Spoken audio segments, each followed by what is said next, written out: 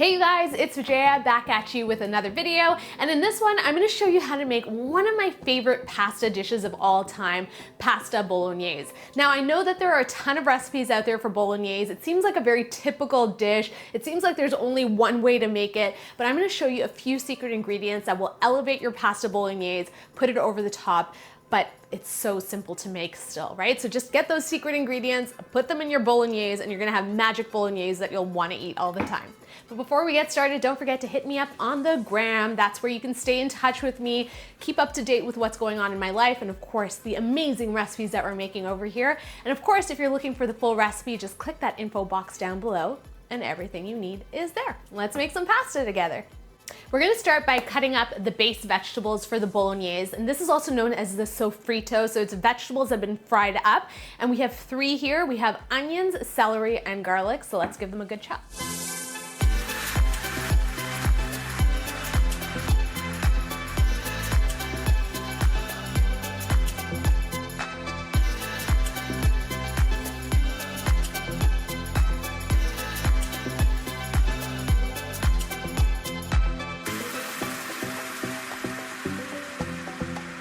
Our vegetables are finely chopped up. So as you saw, the onions, the celery, the garlic, they're all about the same size because you want them to cook evenly. And now we're gonna go hunting for my secret ingredients. And I'm gonna invite you guys into my garden. This is gonna be a first for me. We're gonna go harvest some herbs, and they're not the typical herbs that you would think of when you think of a pasta sauce, so there's no oregano involved, but I'm gonna show you exactly what I'm talking about. Come with me. Welcome to my backyard, you guys. So we have a ton of vegetables growing in the garden this summer, which I absolutely love. I think I'll do a big tour with you guys one of these days, but for the time being, we're gonna harvest some herbs. And today we're making a pork bolognese, and I love the flavor of pork paired with our secret ingredient, rosemary. So I'm gonna grab a little bit of this, a little bit of thyme as well, and it's gonna make our bolognese extra tasty. I'm so excited to be using fresh herbs for my garden, but if you don't have a garden, that's okay. You can go to your grocery store and pick up the herbs as well. And now we're gonna strip the leaves off the stems and then give them a rough chop.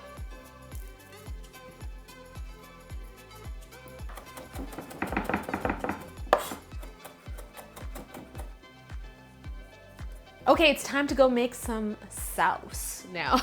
So I have my chopped up vegetables, also known as sofrito. The meat that we're using today, as I mentioned before, is ground pork. Of course, you can use any ground meat that you like. If you want to use beef or chicken, that's fine as well. But I find that pork in this situation, the fattiness of it, paired with the flavor of rosemary and thyme, is particularly delicious. So if you grab pork, go ahead and do it. And now we're gonna hit the stove, put these things together, put some tomato sauce in there, and make some bolognese. Let's do it. So there are two schools of thought when it comes to bolognese. Some people like to brown their vegetables first, and some people like to brown their meat first. And having experienced both schools of thought, here's what I'm gonna share with you.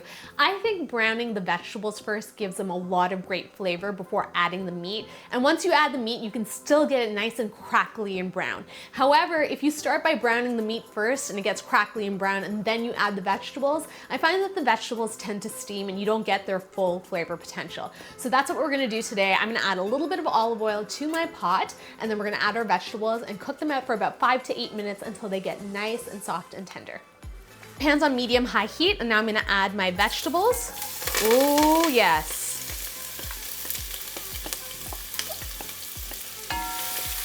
And you just wanna saute these up for about 5 to 8 minutes until they're nice and soft and get a little brown on the edges, not too much.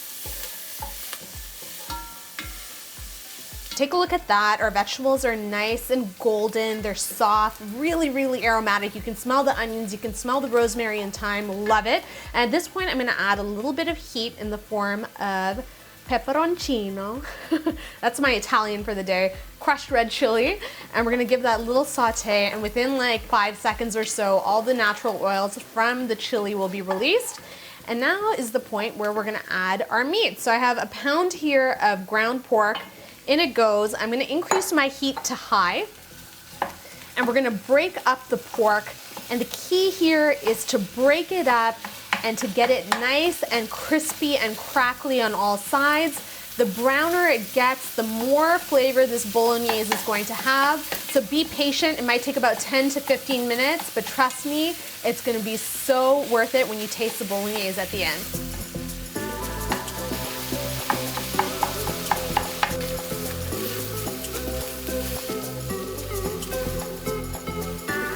We are such a great place, you guys. My meat is crackling away. It's nice and brown, and all of those brown crunchy bits making flavor. And now I'm gonna add one of my favorite ingredients. You guys already know what it is. It's passata, strained tomatoes. They're picked at the peak of their harvest and then bottled, and they're so good, so fresh, and I use it a lot in my Indian cuisine as well. So we're gonna go in with this, a little bit of water and some salt to season.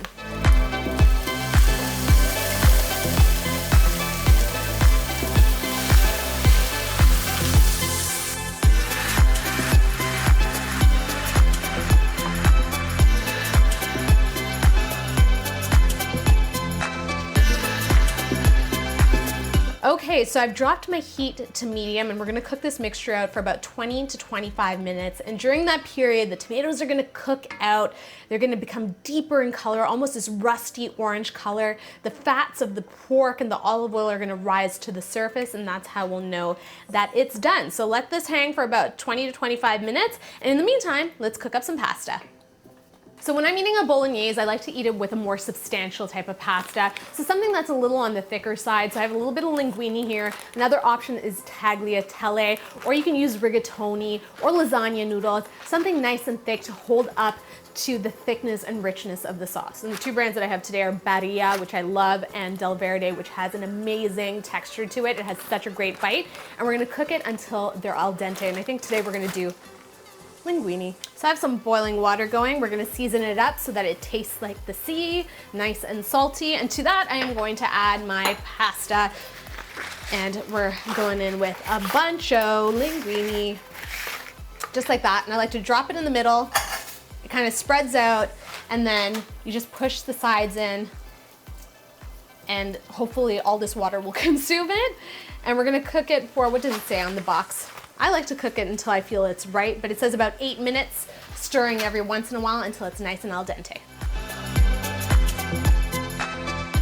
So as you can tell, our pasta water is a little cloudy, and that's all of that excess starch being released by the pasta. And now I'm gonna go in and harvest a little bit of that water, and this water is gonna be mixed in with our pasta and our sauce to help sort of thicken the sauce a little bit and give the pasta a nice coating. Now this is a little bit unconventional, but I like the grassy touch of parsley. I feel like it adds a whole ton of freshness as well as a beautiful green color. And now we're ready to bring everything together.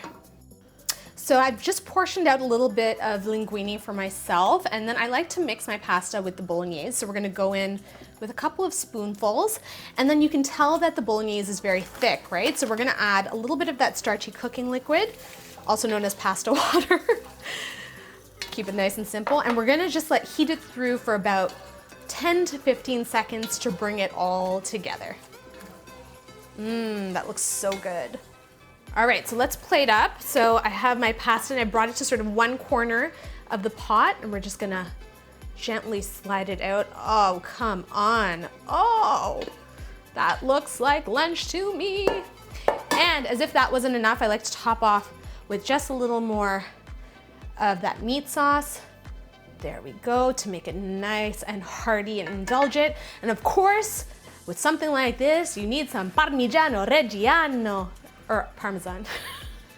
So nice, generous grating, make it snow, people. And I love using a microplane for this because it makes it so easy. And look at that, I mean, come on. This has restaurant quality written all over it. My pasta is dressed for success with all this Parmesan cheese. Oh my God, the nuttiness of the Parmesan cheese though. I'm gonna go in, twirl away. That's a lot of pasta. You guys always comment on how big my bites are. They are quite big, but unintentionally. Somehow, when I start twirling or scooping, just a ton of food ends up on my spoon or fork. So here we are again.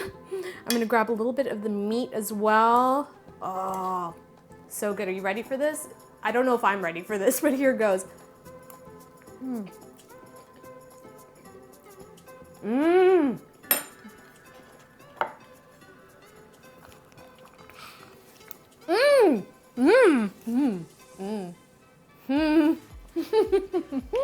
Okay, first of all, the pasta is perfectly al dente. That means it has a little bit of bite to it. So if you're unsure how long to cook it for, just keep tasting until you feel like it has a little bit of bite to it.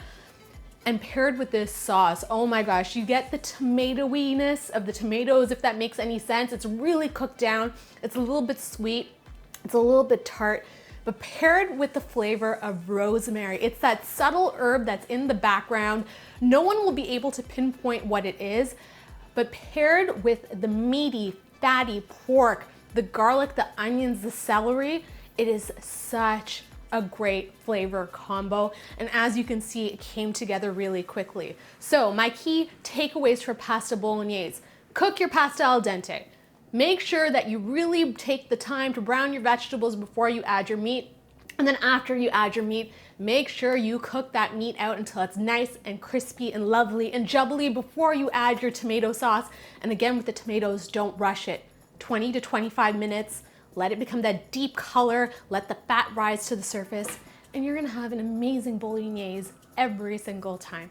I hope you guys enjoyed this video. If you did, feel free to give me a big ol' thumbs up. You know how that makes me feel.